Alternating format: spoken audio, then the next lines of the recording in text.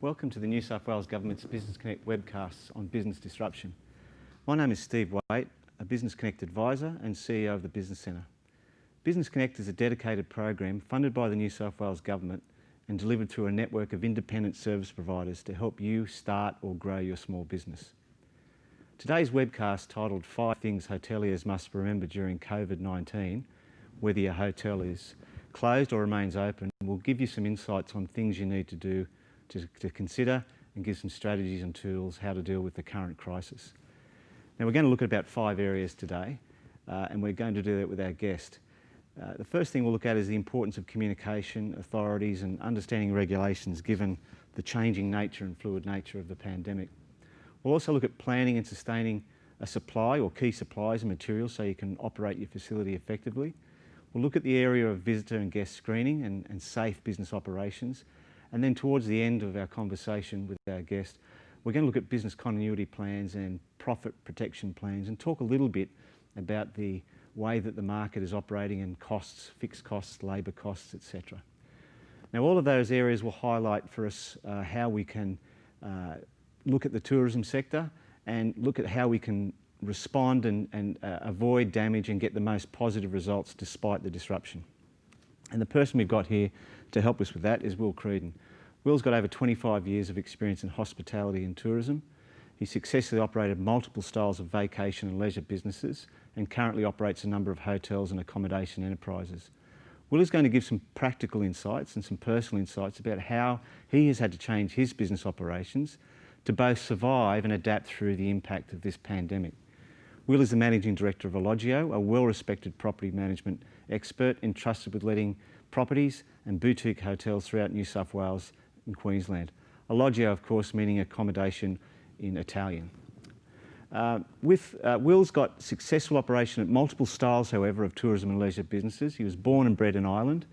Will settled in Australia almost 20 years ago, and with the Roche family, developed the popular Harrigan's Irish pub chain, assisting in establishment and as General Manager of Hunter Valley Gardens, which many people would know, incorporating the Southern Hemisphere's largest commercial attraction garden, as well as numerous associated hospitality businesses. In December 2008, Will ventured to Newcastle to operate a well-known hotel and has since grown and managed a number of successful restaurants, cafes, bars, accommodation offerings, as well as establishing numerous community events. Will has regional international tourism and destination expertise and has been an industry advocate for the growth of tourism industry in Australia, New South Wales through events, infrastructure, experiencing activities and also all levels of government. Will, it's wonderful to have you with us again. Thank you. As always, we begin our webcasts with a question about, where are you at? How has this been for you as a business owner personally, given the ups and downs of this thing, and where are we now? How's it been for you? Oh, look, it's been a moving feast for our business, but more importantly for the team within the business. Way back in late January when the border shut to China and into Korea in February, and then of course March 23 when there was lockdown. The effects that it had on the individual within that make up our team were varied. Some people took it really well and camouflaged their mental health. Some people exposed that anxiety. Some people it absolutely did develop passion and energy. And through the last number of months it's varied, and as a team, no different to our communities, there's been ups and downs. We've had to deal with isolation and deal with and they've had to deal with neighbours that some cases saw ghosts and some cases saw reality. And along the way they've had their own families to deal with. And so it's been very difficult. But also it's been quite inspiring. Yes, individuals, God bless them, coming together and joining together and forging a way forward. And for me it's been looking through that, watching it and witnessing it every day. And I understand my place in that is to ensure that they're safe and to bring a level of calmness to them and to their families, so that we're here for the long term. And I know all business owners and all leaders in community have to do the same, regardless what they're leading. Being calm, understanding what is actually the evidence versus the unrealities. You can't disconnect from it, can you? No, you can't. No, you know, there's no and we're human at the end of the day. We all make mistakes, and we get a few things right too. Yeah. Well, we've had a couple of conversations in preparation for this, and I thank you for that time and consideration. And I think you've probably brought a lot of that personal insight as well as your professional industry experience to what we're going to talk about today. So we've got sort of 5 areas to look at, and the first one we thought we'd try and tackle is this area of businesses, hoteliers, people in the accommodation services industry, hospitality industry. One of the most important aspects, particularly for this industry, as we've found, is this communication with authorities and interacting with authorities around regulation. There are many instances that we've all experienced already with regard to specific facilities or locations, with issues around how many people can legally be on the site, demarcation of the site in terms of the 4 metre rule, the 1.5 metre rule, and then even permits and regulations and breaches and fines. What's your thoughts about this whole regulation? How are you dealing with it? And we'll look at some of the specifics. Yeah, look, I suppose, it's there for us, our protection. Yep.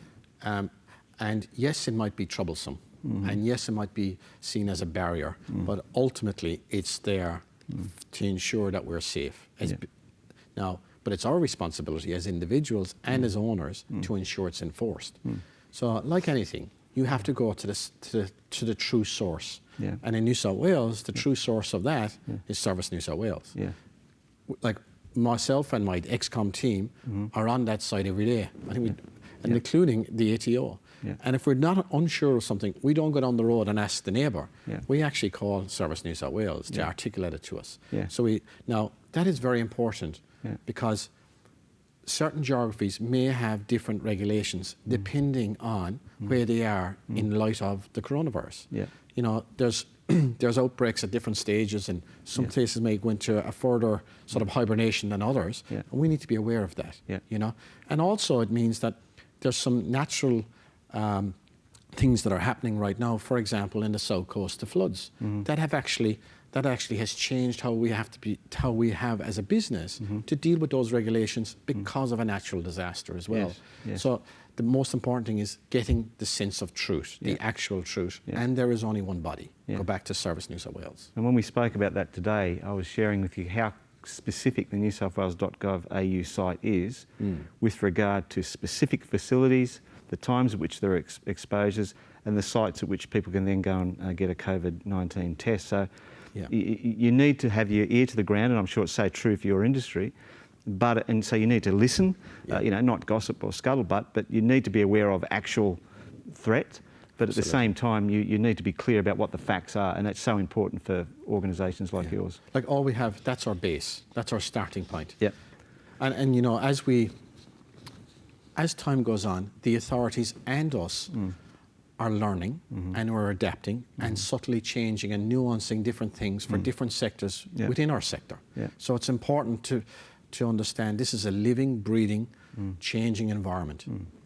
We're going to go into some specifics around supplies and supply chains and key supplies to operate, but I want to go a little bit further into this. And an example we spoke about, which might be useful to unpack for people to hear, is what does happen when a facility is shut down from your insights and experience. Not that you've had one in your group, but you'd be working very closely with colleagues.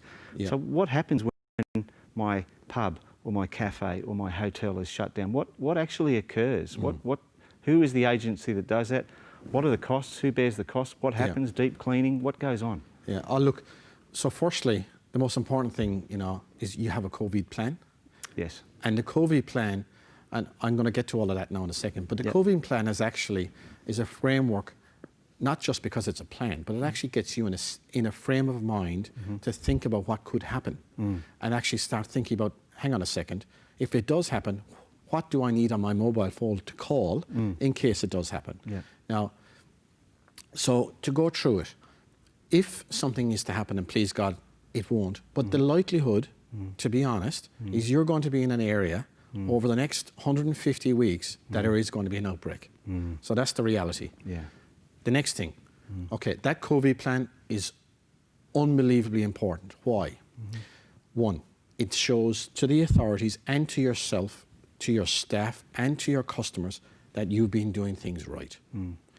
It also highlights to you what you should have been looking for. The next part is, you know, there's a reason why when you walk into a facility, be it a restaurant, a cafe, an office or whatever, they take your name. Now, yes, you can write it down. It's better to do a QR code or electronically. Why is it better? Because under the legislation or regulation, you've got 24 hours to turn that written piece of paper into a digital piece of paper. Yeah. Why is that important? So that when the traces come, they can actually go very quickly and help protect your community, your customers and your staff members. Now, obviously there's fines if you don't have that in place. Yes.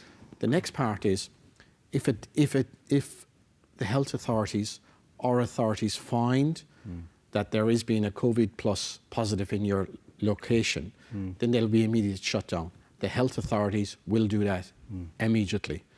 What will happen next is you should have preempted that and said, well, what cleaners in my area actually have the skills, are accredited to actually do that deep clean? Right. Because the costs lie with you, the owner. Right. It's important. Yeah. Now, you will not be open unless you do the deep clean. Now, the other thing is, there's the 99% chance that the reason that person was there has got nothing to do with your facility. They just happen to be passing through. Yeah. And you just happen to be unlucky. It's not because you didn't do anything wrong. No. So mentally and psychologically, you need to reassure yourself and your team and your customers. The other part is, like I said, the chances are in your location, you're going to have a positive. It means that you need to have a statement ready. You need to have a plan ready for your staff. Yeah. You need to have a statement ready for your customers and for your suppliers. Yes. They need to know that you're on top of Your it. landlord, insurers, Absolutely. everyone. Absolutely. Everybody needs to be known. Because there could be a chance that you're out of business for a week, a fortnight, or longer. Now, you need to also ask your insurance company, if you have gross profit insurance, are you eligible? And if you're not, do that now. Don't wait till it happens. Yeah. Find out and make adjustments if you need to. Yeah. All of these things are really, really important, you know? Yeah. The biggest thing, though, genuinely, away from all of this, is the psychological effect it'll have on your team and your customers. You have to figure out and nurture them back into your business. Yeah. Because it will have a big effect. Now, just a curious thing that you and I spoke about beforehand, and I know that the Premier has spoken strongly about masks and the wearing of masks, and there's a much more prevalence in the community around that. But we were talking about, if you do go through your COVID plan and as a team you make an agreement that you are wearing masks, then it's an interesting thing, isn't it, when you look at, say, one facility, a cafe here versus a cafe there versus a butcher here, where some are wearing masks, not are wearing masks. Until it's legislated or regulated, there's also a signal you're giving about your business and what type of business you are, isn't it? Absolutely. Look, you know, like everything, you have to look at things through numerous lenses, you know. Good business practice. Well, you know, at the end of the day, you're here about driving revenue and being sustainable. This is one of the ways of being sustainable. And also setting yourself out from your competition. Yes, exactly. So it's more than just that. Before we move on to the next question, which is more looking at the supply side of things and sanitisers, gloves, cleaning rooms, etc., what's your experience from the people in your industry that you work in and your own experience with regards to some of these quite specific regulations around, say, you know, maximum of 10 people booking a table, 10 people entering a venue at the same time, 300 people maximum at a venue, 4 square metre rule, 1.5. Events have different. How's the industry dealing with this phenomena? To be honest, they want to deal with it in a positive way, but it's difficult. Yes. Because the subsectors, even within our visitor economy and tourism industry, there's many different subsectors that have many different nuanced regulations for them. So the first thing, like at the first question, you need to go to Service New South Wales to actually get the facts. Yeah. And then you need to try and you do your best to apply them continuously. Continuously. Like within our business, we have a set days that no matter where we are in the country, we know right that moment that the COVID plan is in action and our further nuanced plans are in action. Yeah. Because why is that important? Because nearly every second day, there's a regulation change. Yes. We need to be up to date with it. Yes. What happened last week is different to this week. Yeah. So it's important that we're doing it. And it's important for your subsector, your particular business, that you're up to speed. It's no one else's responsibility, it's yours. It's important that you take that on. The other thing, believe it or not, from a psychological point of view, you're aiming at something. You've got actually a framework. So from yourself, you know that you're doing something positive, not negative, it's actually positive.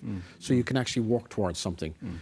Now, it also means that you need to look at it from a regulation point of view, but you also need to look at it from a commercial point of view. Yes. How do you generate a sustainable business? How do you resolve that? Exactly. And you need to think differently. You know, with respect, God bless us humans, I think we talked about this before, we're creatures that will adapt and overcome. We just need to allow ourselves to get into that frame of mind. Yes. And in some ways, the COVID plan and the framework allows us to do that because they're giving us a framework and we have to try and work within it and be entrepreneurial. So this is actually a great opportunity to be positive. It is, isn't it? It's a funny tension that we have between a crisis and an opportunity. We've got some questions coming through, Will, so I'll indulge some of your time if I could on those. Bree asks, how do I keep my team engaged during these times? They are young and seem to be seeing COVID as an invitation for time off. A curiosity about this labour market, this demographic in hospitality. Oh my God, yeah. What are your thoughts? Short-lived. Short-lived? Yeah. Yes, it might be for the moment, but like in the fullness of time, over weeks, you know, that curiosity will change. They might be too curious and put the state into lockdown. None of us want that. No. So it's, you know, at the end of the day, we need to articulate that this period is going to come to an end, and what will you have at the end of it? Yes. And how will you be set up to into your next stage in life, next journey, next adventure? Well, will you have an opportunity or you won't? Because, you know, we all know, God bless us all, we all have memories. And those that help each other during this period will help each other after. Yes. Those that don't help each other now will be remembered later. That's a good insight. We've got another one here. Sarah asks, the majority of people that come into our cafe are kind. We have had a few people who refuse to go through the QR code process. What are some tips we might have for people to get around people that won't go through the process or that react negatively and impact, you know, the overall customer experience? Okay, so I'll answer that question in a number of different ways. Yeah. Number one, there is a legislation regulation. If there's someone dining in your facility, you can call upon that. Just call on it. Absolutely. I'm sorry, but that's the reality. The second reality is actually human behaviour.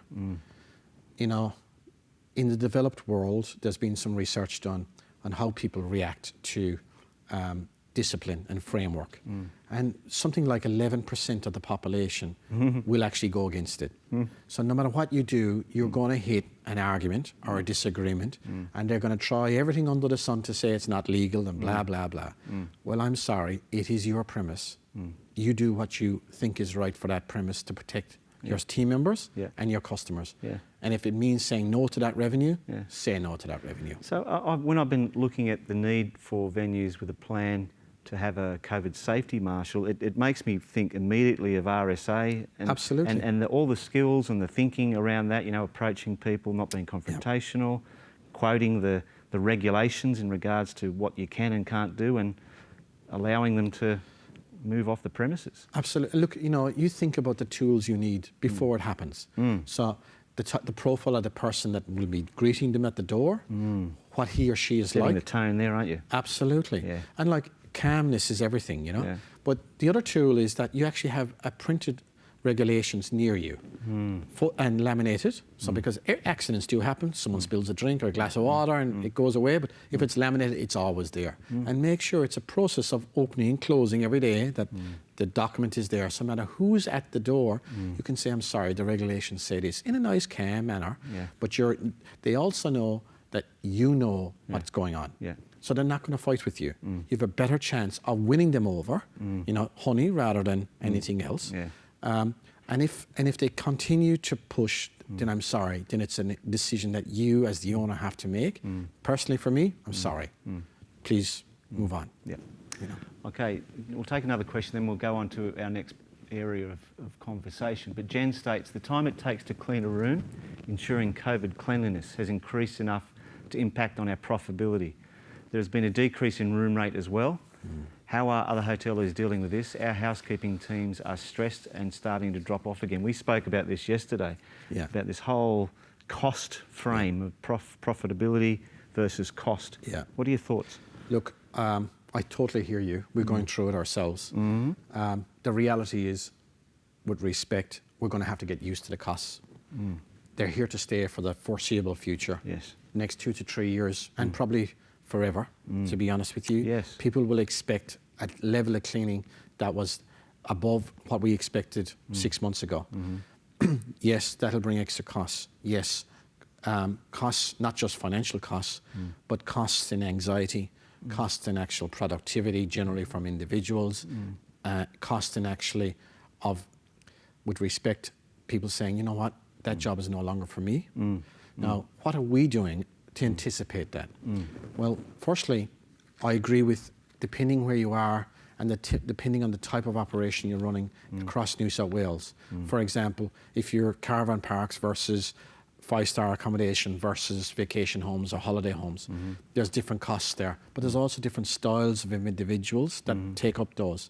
Some room rates or house rates are up and down depending on your location, metro versus regional versus rural.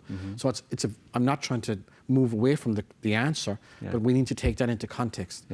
The other thing, so what I'm actually getting at, maybe you can actually charge more if you're in a particular sector, in a particular location. If you're a metro, absolutely, your hotel room rate is tanking. And it will remain like that for a while to come. Why will it be like that? If you drill back a bit, white collar, your corporate traveller is not travelling. Why? A lot of the time, their corporations, their companies that are employing them are saying, you do not travel. So that market segment is gone. Blue collar, depending where you are in New South Wales again, is dramatically limited. Obviously, there is, from an events point of view or festivals, and that is gone, unfortunately. And you know, we need to be thinking in 50 to 75 week period there when that's going to come back and what form that's going to come back in. Of course, indirect international, forget international, but indirect international, that market is gone as well for probably the next 75 weeks. So then you need to think about your leisure. And that's interesting because it goes back to the type of accommodation you're running, the house, the apartment versus a single hotel room. Where you're located. Now, the chances are, like I said with hotel, in metro areas rather than regional growth centres, that's taken a hit. In regional growth centres, we're finding some market around people that are leaving the urban area searching for a new home. And they're staying with us for a little while they're searching, and we're actually appealing to that market. So there's what I'm actually saying, in everything, there's always a silver lining, right? So it's how you adapt yourself to that. But it actually comes back to the question, costs, yes, they're increasing. But you can nuance how you articulate what you're selling too. I like your reflection, it's earlier to what you said, that with regards to employees, it's a case of it won't be like this forever, and if you do want to stay in this industry, or if you still want to stay employed, then the job is going to be different. Absolutely. So it's how do you communicate that and factor that then into your business model. 100%. And also, you know, one of the things to arrest their anxiety, right, is, you know, through the different regional tourism or regional training organisations and TAFEs, etc., there's actually courses that are around cleaning. and toxicity and things like that. Yes. And actually, a lot of them are free, to be honest with you. Yeah. But it's a small investment. Yes. But it's an investment in your people. Yeah. It's an investment in confidence and self-esteem Yeah. and removing anxiety and mental issues there. So Well, that leads us nicely on to the next question, and we've got a few more questions there that we'll go to, but this one is in regard to, some specificity there about how do you keep your operations safe? How do you keep everything in place so that you've got a sustainable supply for your business at this time, so that you've got the supply of materials, you've got a supply of goods that allow you to keep practicing your business safely and effectively. So ultimately, you want to demonstrate that you can, you've got a low level of infection, if any, in your facility, and that you're protecting your brand. How are you maintaining supply? Because I know this must be such an issue for many facilities. look, I think you need to look at that from 3 different lenses. Lens number 1 is your internal processes. What I mean by that is, if you were to think about what is my team members and what am I doing day to day in this property, making sure that your COVID plan is functional, but making sure too your storeroom is stocked. Yep. And that if you're not doing the ordering personally, that the person is doing the ordering that has a power level, and their immediate instruction, if that power level can't be met, that they tell you, because that means the supplier can't deliver. Yes. You need to know it early. Right. Now, you as the employer need to have 2 or 3 different avenues to deal with that and already preempt it, which gets me to the next part. Yeah. So the next part is actually, how do you know that supplier will make it? And when I mean make it, I mean we'll be in business tomorrow. Because like us, we know in our hearts and soul that some of our friends and colleagues will not make it commercially. It's just a reality. Some of them, they should, with respect for their own mental state, should give up sooner rather than later. Yes. Some of them should, I know, will go through it, and some just won't make it. Not their fault. Not their fault. No. It's just circumstances that were delivered. Yeah. But then there's others that will make it. And that's why when I talk about you need to have 2 or 3 ready to go so that you can pivot. So that, because the last thing you want to do is have everything ready and no stock of masks, sanitization, etc. No. That's your, so it comes down to that. Now, the third part is believe it or not, how we as our individuals, our staff members and our suppliers transmit level of confidence to our guest. The intangible.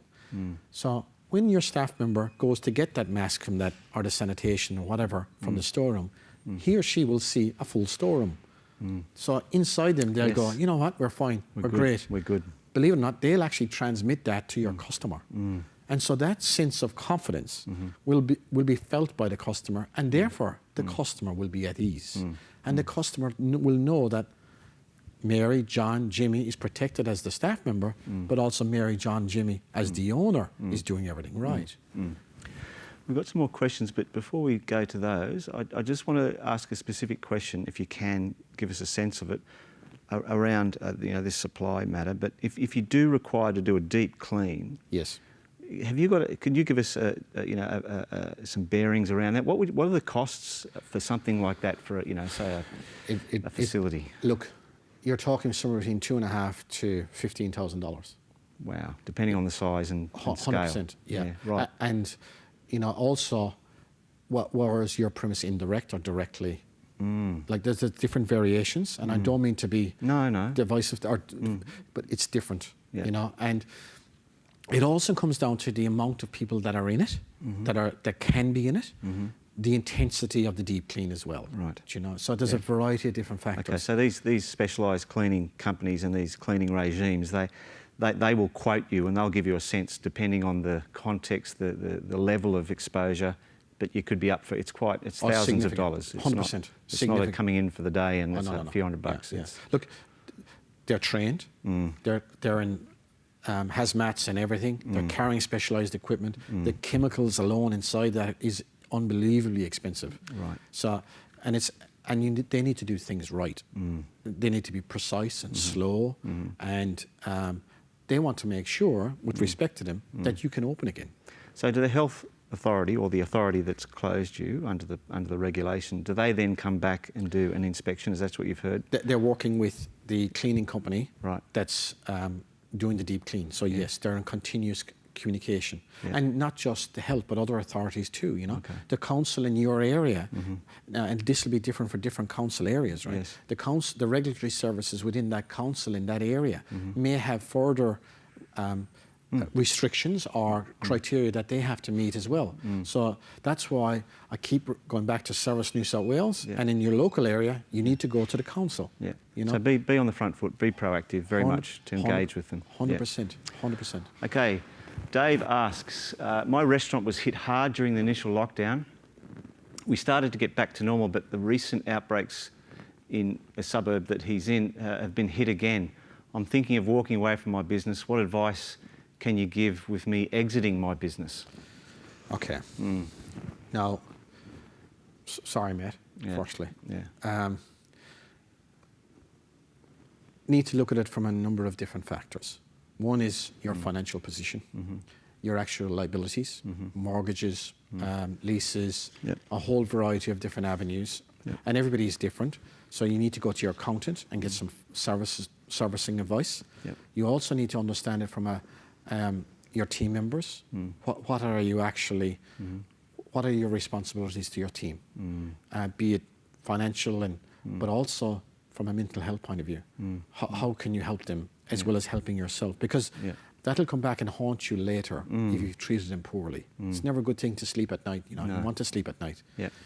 And then if it is too much, it is too much. Yeah. And there are turnaround consultants and people that can help with, you know, what I call a graceful exit. There's nothing to be, you know, scoffed at with someone doing a proper assessment and getting out of a situation without any impact on their personal assets, and to do so, you know, in a way that gives them a better exit. So probably recognise it and then get the help and support. Absolutely. And look, you know, the one thing that is why I'm in tourism and why I'm in hospitality is friendships. You have fantastic, your neighbours, and they could be the local publican that you might be in a pub game, or restaurateur, or family of baristas, or whatever it is. But we all look after, we might be competitors, but we all look after each other. And you know, we always give each other a shoulder, and we share, and if you need to share your problem, don't be afraid of it. Share it, you know. We're all experiencing it at the same time. Absolutely, you know. In the same way. And sometimes you may not be in as bad a position as you think you're in. You know, you might be seeing a ghost that's not really there. You know, so it's important to go through that ghost for a second and challenge the ghost. And your friends can do that without actually they realising it. So networks are important. And Absolutely. that's a good thing about this program that we're part of, Business Connect. You can actually go somewhere and get up to 60 hours of support just with someone working with you through the issues. So important. And you know, two things I want to bring up. So believe it or not, your local doctor, right, at this time is paid to have a chat with you. Have a chat with them. You know, just because you have a financial stress, you know, they might help you look at it differently. Take a bit of a burden off someone. Absolutely. You know, and look, most of the time, it is never as bad as you think it is. You know, God bless your emotions, they run riot. You know, pull them in check and get others to help you do that. And get help. Still some wonderful questions coming through, but I do want us to get also to the next question, which is what we spoke about in regard to business continuity. You know, you can have a plan for that, and then we can start to talk about profitability, but you can get some of the settings right. And some of the things we began to speak about there is getting, you were talking about, well, you know, be forward thinking about contacting your landlord. Look at your mortgage position or your loan position or your capital debt. Think about conversations with particular people. Think about your balance sheet. What can you do? So what sorts of things have you seen, and what sorts of things are you doing? Yeah, so, you know, I think when a few months ago, I talked about, imagine dropping your revenue 30% right now. Well, that's what you need to be thinking about. You know, in the Shire of Newcastle, in the last 2 weeks, there's been about between 40 and a 60% drop on revenues compared to what they were 2 weeks ago. And why is that? Because, one, yes, we had a case, and there's a perception that it isn't safe, but we haven't had a case since. And what does it actually mean? Well, it means that you need to preempt what could happen. And thankfully, months ago, we put our minds to having plans about, well, if this happened, what would you do? If this happened, what would you do? So that you recalibrate your business continuously. It's not a set and forget. Now, that also means that if you've got a mortgage, that you're talking to your financial institution continuously. And you pay a bit more, pay a bit less, depending on where you're at in that journey at the time. And it's the same with the landlord. Like, at the end of the day, the landlord's in this with you. Like, you're actually in partnership. You're in a marriage, right? And you need to be transparent with him or her, just like they need to be transparent with you. So we all want to get back to full rents. We all want to be thriving. In some sectors, in some localities, it's going to take longer than others. And we actually need to realise that, both sets. So, but we also need to know where break point is for both of us. So we need to assess that. So perhaps get your position, have that difficult conversation and look at where each of you are at and where you're willing to go. Absolutely. That's with your landlord and your bank. So suddenly you've got a fixed position. You know your financial position. Then after that, it's about managing your team, managing your supplies or cost of goods, but equally so, managing what you're charging. Now, everybody knows, sensible people know that everybody has incurred extra costs. And so therefore, a few things will happen. One is you'll reduce your menu size. So you're carrying less. Be more efficient with your ordering and more efficient with your ingredients, regardless what those ingredients are, by the way. It also means that you can and may have the ability to nuance your pricing up as well as not discounting. I'm not, you know, with respect, nowadays... Not discounting. No. Try and stay away from value add, yes, but don't discount. And then, once you have that, monitor it continuously. Because what I talked about earlier about your fixed costs, they'll be moving, just like your other costs will be moving. So you need to come back, re-establish, figure out where it is, but also figure out the sentiment of an area. So what are the media doing in an area? Are they driving a negativity? Are they driving positivity? Because that will affect people's general confidence on the street. And you need to react to that and be aware of that. You made a good observation when we spoke yesterday, and you've referred to it earlier today, about that phenomena of people that, despite risk, will want a guaranteed experience. And it's almost a customer segment, isn't it? This group of people that will pay as long as you can guarantee that product. So you need to present that to that customer segment, that group in the marketplace. So like if it comes down to different businesses within the visitor economy, right?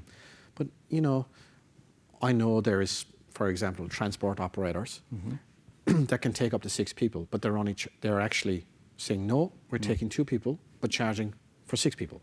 They're creating a narrative and articulating in such a way that, hang on a second, you're absolutely safe if you do this rather than this. Now, that obviously has got a higher profitability. Yes, there's some higher cost, but you're making more money. But you're articulating what you're doing differently. And it's the same with houses, and the same with types of accommodation. And the same as actually with experiences. You know, I'm seeing some fantastic things around wineries and distilleries and around activities and attractions that are actually bringing those attractions to the home as well, and sometimes personally and sometimes digitally, that are just thinking and creating new avenues of how they're generating new types of revenue and becoming known for it. Really interesting stuff, like. There's a lot around. Now, the other thing that I heard when I've been out and about speaking to businesses is the tremendous goodwill that I'm hearing from suppliers to other businesses. They want them to survive. So there's a lot of generosity around debt and credit periods. Are you finding that as well? Yes. Trust. It's trust. You know, and I suppose you need to look at it in 2 ways. One, there's a lot of people that have been in business for quite a long time. And yes, there are suppliers, but they're actually our friends. You know, over decades, they become great friends. And we're going to trust each other. They're going to trust me with their goods, and they're going to trust me that I'm going to pay them. And I will. But I also want to draw attention that we need to think about. You know, I talked earlier about the businesses that won't be there tomorrow. But not to be insensitive, but there will be businesses that will take their place. Now, the suppliers need to gauge those people, and they need to figure out, hang on, should I give her or him some credit? Now, each supplier is different, but can I just suggest, give them a break, let them have a crack as best they can. 7 out of 10, thank God, will survive for at least 50 weeks. And then you can gauge yourself, but let them have a crack, because we need to build the pie. We need to build the market. We need to build self-confidence, and we need to build general confidence. So it's up to us, all of us. We're all connected. We are. Okay, some more questions.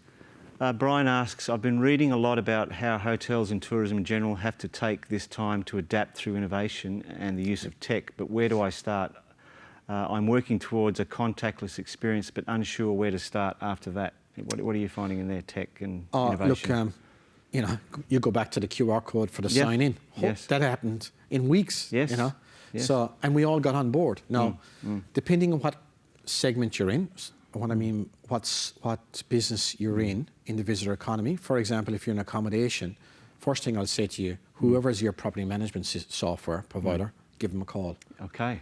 Start there. They're already into this. Because they have, chances are, they have applications through AI that's already connected to them. That could come down to keyless entry. That could come down to guest journey experience within the property that the guest is already at, that is contactless. So your compendiums are gone, and that allows upselling in different ways of narration around trails and activities and other restaurants and bars and pubs in a locality. So you can easily do that if you've got a property management system that has capability. And the only way to find out is call them. Good suggestion. Now, the next one is if you're, for example, in the cafe and bar world, your point of sale stuff, same thing. So it doesn't matter which system you have, but a lot of them, again, have either inbuilt applications or APIs with a lot of other suppliers or third parties that can bring additional service and delivery, as well as upselling or bringing others into a marketplace, or you fall into a marketplace.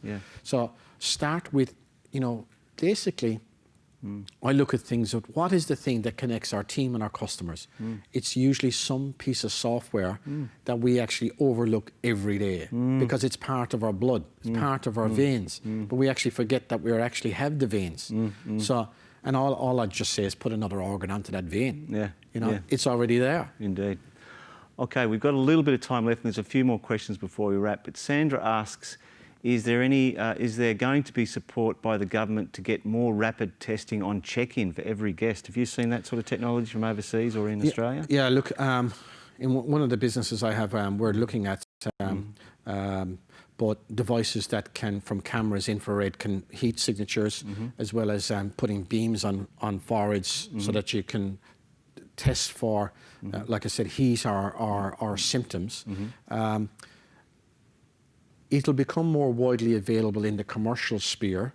I'm not sure if government or regulation will impose it because there is a lot of risk to that from a liability sense of legal.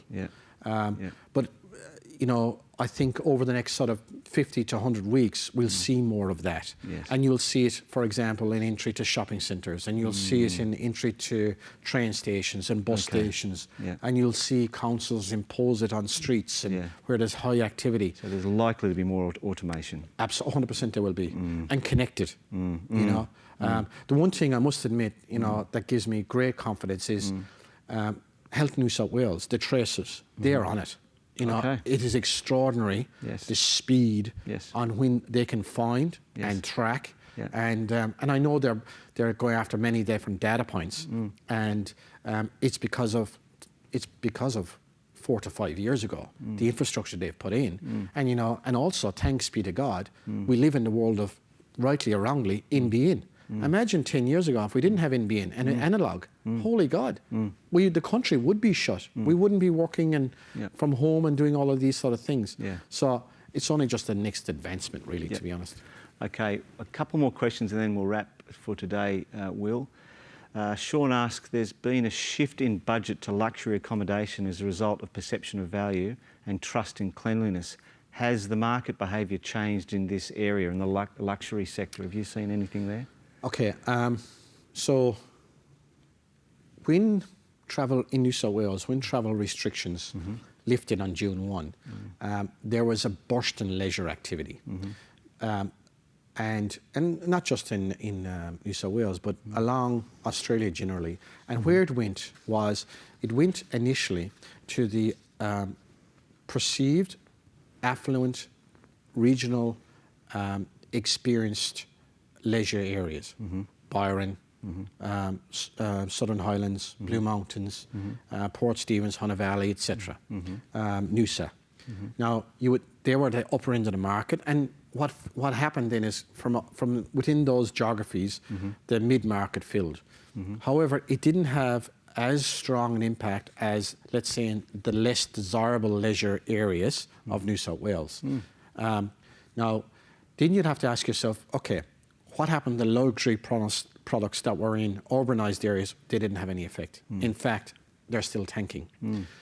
Now, what happened in bird flu and in SARS, same thing happened.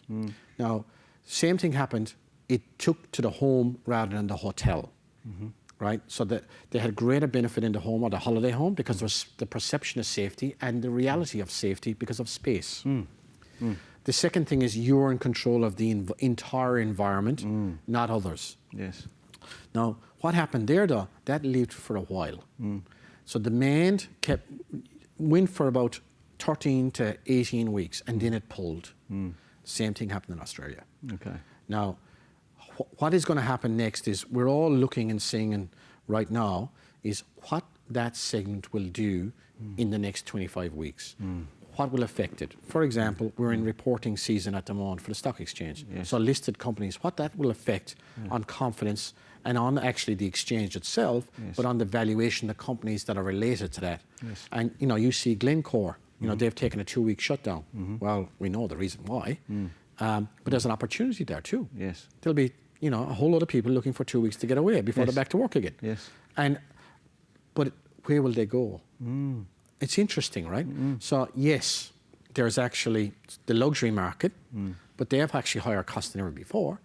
But also, you can nuance certain types of accommodation, nuance it, create a narrative or a sales opportunity from a caravan park to a recreational vehicle to a backpacker done differently. It's how you want it to be viewed. Yeah, I agree. And I've experienced that again, just going around various parts, how a facility demonstrates that it's got certain areas closed down or that it's got lower levels of concentration, and it communicates that. That's right. About its rooms and its spacing and its safety. Yeah. And look, so there's always the opposite side of the lens too, right? So where we that are in the visitor economy want people to come, there's large parts of our community that don't want anybody to come. So how do we do that? How do we actually live together? Because we need to live together. And at the end of the day, what we want to do is live in a healthy environment that's safe, that we can actually live. So we can create some revenue and live. And there will be times in different parts of New South Wales that different individuals in leadership, be it a councillor, a politician, a business leader, or a sports leader, or whatever, will take a view and tell the world not to come. How do we cope with that? Yes. And how do we actually, and it's up to each of us to actually take that on and say, we need to live together. How do we actually bring a sense of fairness and a sense of being healthy to a community that everybody can still survive?